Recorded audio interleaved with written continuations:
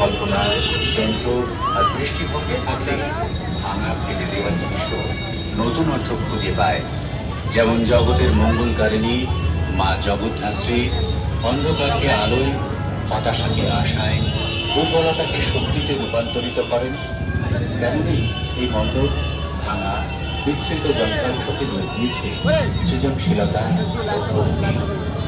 শক্তিনগর পাঁচমাথানোর বারোয়ারে শ্রী শ্রী জগদ্ধাত্রী পূজার এই থিম আসলে কোনো মণ্ডপ সজ্জা নয়, আসলে এক প্রার্থনা, এক বার্তা ও এক উদযাপন।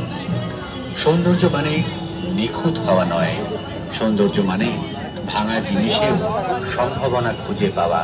এই মণ্ডপের মাধ্যমে আমরা সবাই যেন মনে রাখি, প্রতিটি ফেলে দেওয়া অংশে, প্রতিটি পতনের মুহূর্তে লুকিয়ে আছে পুনর্জন্মের শক্তি। আর মা জগদ্ধাত্রীর মতো আমরাও যেন খুঁজে পাই অন্ধকারকে আলো।